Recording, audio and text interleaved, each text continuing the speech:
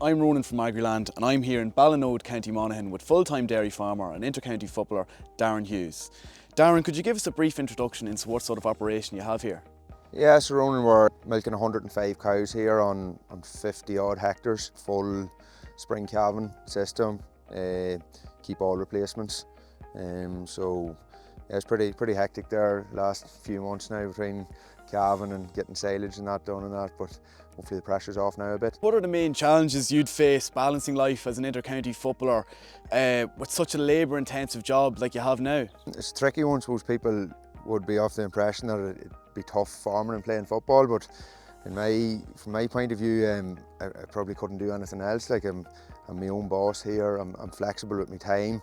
I'm lucky enough I have my dad here on site as well. If the pressure's on, or if I have to get away for trainings early or weekends away or that, so I'm lucky enough from that point of view. Have there been times when your commitments to one conflicted the other? It's a pretty compact system here. Most of the run a 10-week breeding season. Here come you be thinking you're ready to leave the house at 6 o'clock some evenings to go training. There could be 4 or 5 cows ready to calve or something, but here the management are pretty understanding, and there does be some evenings that you don't be there on time, or maybe you don't make it at all, or for if you're a long away game at the weekends or that, I might travel down a bit later, just can't travel with the team earlier on in the day, but it doesn't be too bad now. There's been a couple of issues over the years, just when you can't get away on time or that, but as I say, I'm lucky I have Dad here, and generally he's about to let me away when it needs be. What are some of the biggest changes you've seen in the dairy industry since you've started, and how have you adapted to them changes? We were, I suppose, in expansion mode here, and we needed a new parlour, a new milking system, so we installed Lily A4 robot in 2013. It was ready for calving in 2014, and then installed a second one in 2019. So two robots here in operation, and here it takes away a lot of the labour and a lot more flexible with your time and that, and there's an automatic calf feeder, JFC calf feeder in there at the minute and that, so we'll probably embrace the technology side of things that has helped with that flexibility and trying to walk around, I suppose, farming, football, family, everything, that you're getting that balance right.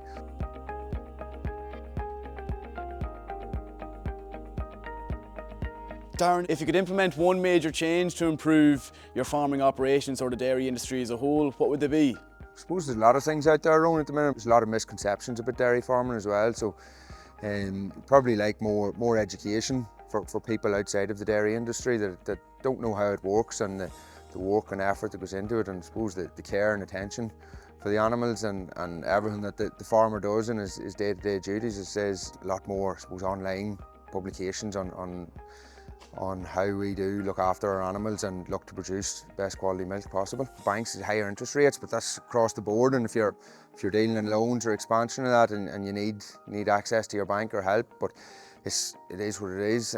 You'd be hoping it'd be reduced over time. Costs just spiraled out of control there probably since COVID. I suppose a couple of years ago, if you had said we'd be getting mid-40s average price for a milk, you'd have thought you'd been doing well, but costs have just went pretty excessive, and I suppose there's just less margin at the minute, so you'd be hoping that would level out over time too.